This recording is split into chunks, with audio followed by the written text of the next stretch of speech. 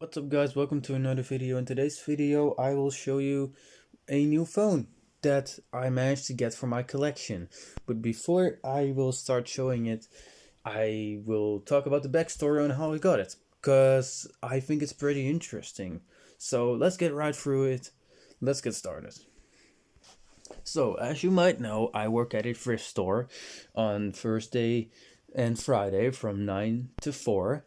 And 2 weeks ago, one of my workers asked me if I wanted to test some phones, some expensive smartphones, and just some generally really good phones that they can sell and get a lot of money from. And I was like, hell yeah! If there's some really good stuff in there, I might as well, buy some of it, or maybe just get some of it. And that week passed, and the next Friday I asked, do you want me to test the phones? And they were like, yeah, absolutely. So they opened up a drawer for me, and it had a whole bunch of phones in it. And I was shocked at some of the phones, how expensive they were and how good. And I'm not talking like S24 Ultra. I am talking about different stuff. It's not that expensive, but like genuinely, like phones that are genuinely still usable today. That's what I mean. So yeah. They did have quite a bit of phones in there. I did just grab all of them, take them to my test bench, and start testing them out. And one of the best one was a Motorola G100, which I really really wanted to get, because that phone is literally better than my daily driver. My daily driver is a Samsung Galaxy M53, which I absolutely hate. Don't have the Nothing phone anymore. I'll make a video about that at some point. I really hate it. It's slow, it's sluggish, battery drains too quickly. Secondary camera, third camera, whatever, just sucks. Ultra wide sucks on it. So yeah, I was really that thing is really cool because it has a Snapdragon 870 in it and stuff like that. 90 hertz IPS LCD that looked absolutely gorgeous for an LCD. And I really wanted to get it, but I couldn't get it, and they really really wanted to sell it. So I was of course letting them sell it. Which is kind of sad, but I did get something that is also nice. It's something else. It is not a Motorola. It is a different phone, but it is a decent phone, and it is quite nice, and it did go above my expectations. And that phone that I got here, they had quite a few smartphones, and I will not like name all of them, but one of them was a 2020 phone, and that's all I'll say. I will not show it yet. Ooh. I will not show it yet, but one of them had a FRP lock on it, and I was like, yeah, that thing is locked. There's no way you're gonna get that unlocked. You can easily unlock that with SamFW, but you get what I mean. I was kind of just getting them to think like, oh, this is garbage, let's just give it away. That sort of thing, because FRP is bypassable. It really depends. I had a Note 20 Ultra that I wasn't able to bypass, and modern Android just gets harder and harder to bypass with FRP. But older Androids are generally pretty easy to bypass, and this thing was running Android 10. So I was like, yeah, this thing is locked. It's really hard to unlock. It's pretty much impossible, blah blah blah, kind of convincing them to give it away. And eventually they were like, yeah, okay, just get this one back. If we can't do anything with it, then it's kind of useless. And I did try taking the Motorola, and they weren't letting me because they really wanted to sell it. But I did take this phone as well, and they completely forgot about it.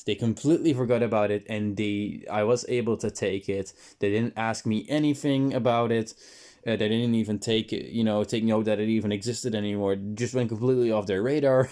So I was able to get it. And that phone being this thing right here. This is a modern-ish looking Samsung. And as you might recall, it looks a bit like my A40, which I've had for 3 years now. This is my Galaxy A40. It's been restored.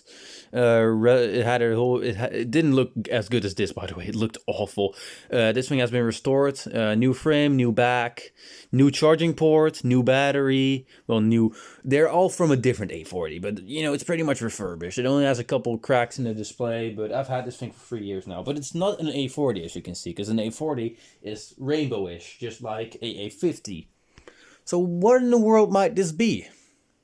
Well, This is a Samsung Galaxy A20e. Yeah, that is pretty different, huh? It's not even a normal A20. I didn't really know what this was. I thought when I first picked it up that this would be an A30, maybe an A20, but I completely forgot the A20e existed, but the A20e does indeed exist. Of course it does. And this thing is in amazing condition. I was able to bypass the FRP with SamFW, of course, because SamFW is an absolutely amazing program. I'll put in my pin. Yep.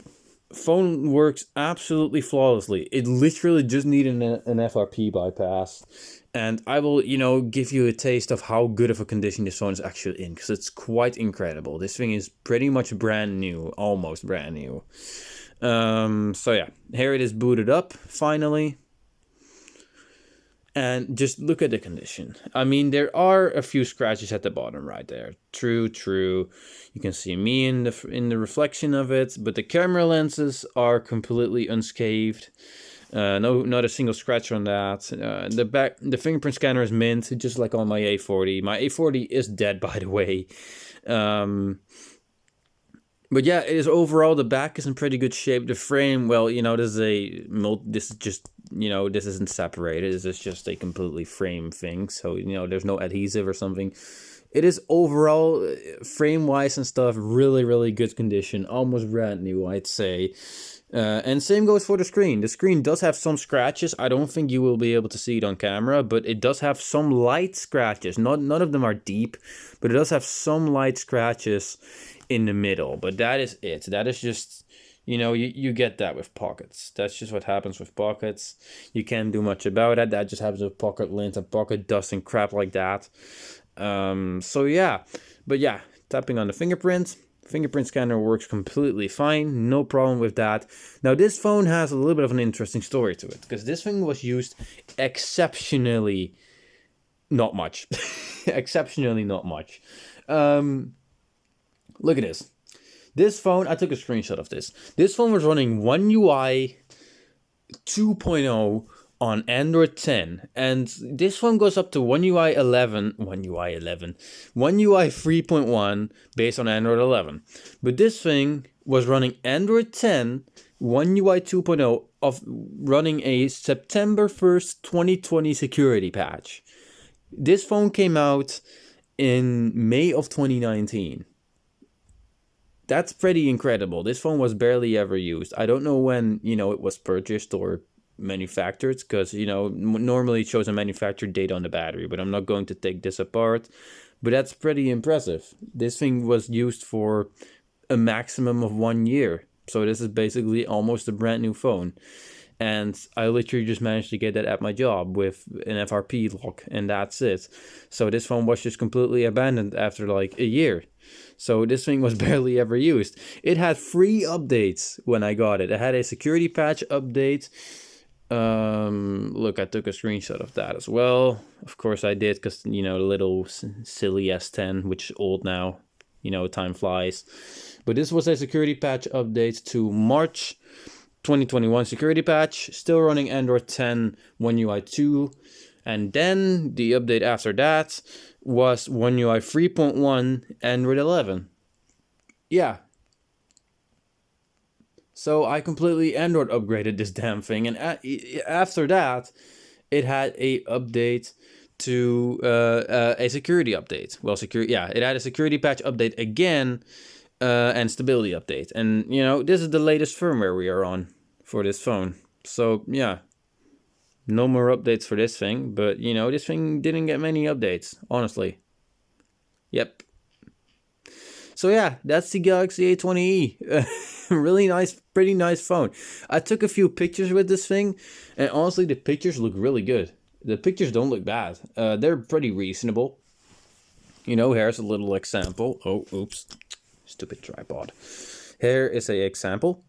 You won't be able to see it that well, but yeah, it looks pretty good, right? If we zoom in, still looks pretty good. I mean, it is a macro shot, and in my opinion, from my experience, Samsung phones handle macro shots better than you know, mixed lighting shots like this flower here. But yeah, I'm not going to spoil too much, as I am going to make I think I am going to make a video about this phone's camera, a camera test. Because this thing also has a 5 megapixel ultra wide, 13 megapixel main, and 5 megapixel ultra wide, which is really, really nice.